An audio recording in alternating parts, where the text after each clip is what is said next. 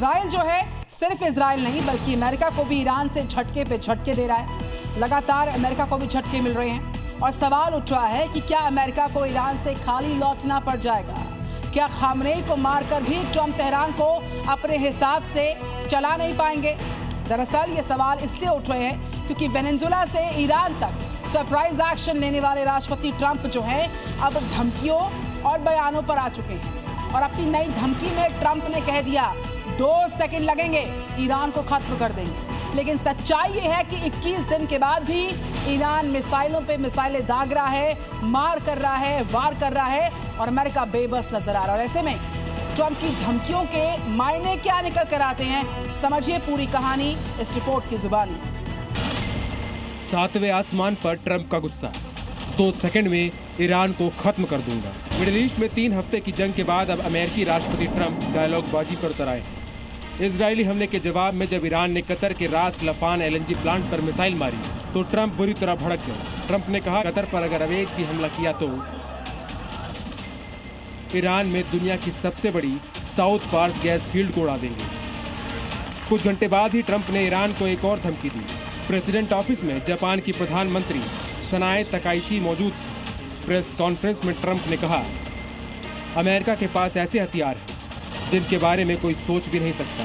मैं चाहूं तो सिर्फ 2 सेकंड में ईरान का युद्ध खत्म कर सकता हूं, लेकिन हम ऐसा नहीं करेंगे। हम समझदारी से आगे बढ़ रहे हैं। अब सवाल है कि जब ट्रंप 2 सेकंड में युद्ध खत्म कर सकते हैं तो अमेरिका 21 दिन से ईरानी मिसाइलों की मार क्यों बर्दाश्त कर रहा है? क्या इस धमकी से ट्रंप न्यूक्लियर हथियार की ओर इशारा कर रहे हैं जिसके इस्तेमाल से तेहरान तबाह हो जाएगा?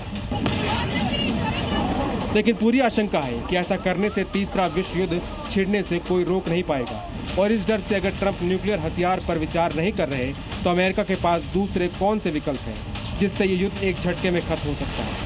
सबसे पहला और अमेरिका के लिए आसान तरीका है GBU-57 bunker buster bomb.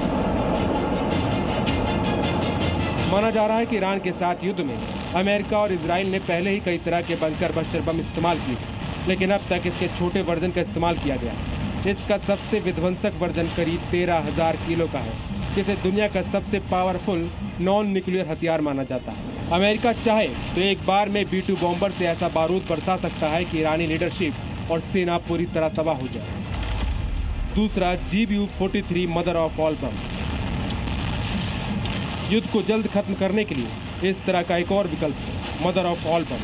9,525 kilo का यह बम एक साथ कई अटैक होने पर पूरे इलाके को मिट्टी में मिला सकता है। सिर्फ एक बम फुटबॉल फील्ड जितना इलाका तबाह कर सकता है। तीसरा, ईरान का South Pars gas field,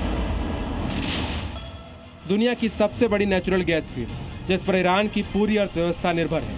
America इस गैस फील्ड को उड़ाकर ईरान को मजबूर कर सकता है, लेकिन इसका असर सिर्फ ईरान तक सीमित नहीं होगा क्योंकि यहाँ से कई देशों को नेचुरल गैस सप्लाई होती है।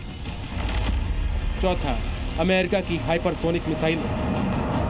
ट्रंप के मुताबिक अमेरिका ने अभी तक सीमित और टारगेटेड अटैक किए हैं, लेकिन अगर ईरान नहीं रुका तो ईरान में ट्रंप हाइपरसोनिक मिसाइलों की बरसात कर सकते हैं।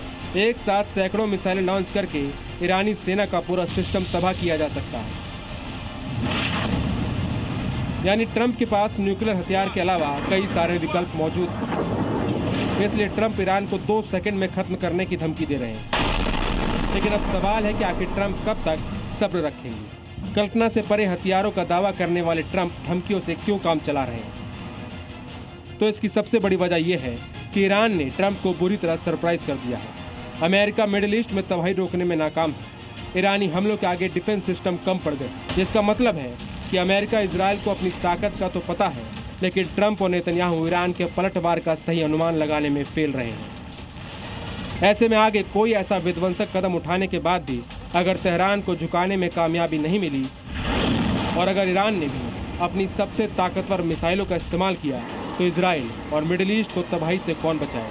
यही वजह है कि Trump wait and watch mode में चले गए हैं और ईरान की सही ताकत का अंदाजा होने के बाद ही निर्णायक हमले का आदेश देंगे, वरना खामेनेई समेत पूरी लीडरशिप को खत्म करने के बाद भी अमेरिका को ईरान से युद्ध में शर्मसार होना पड़ेगा। ब्यूरो रिपोर्ट, जी मीडिया।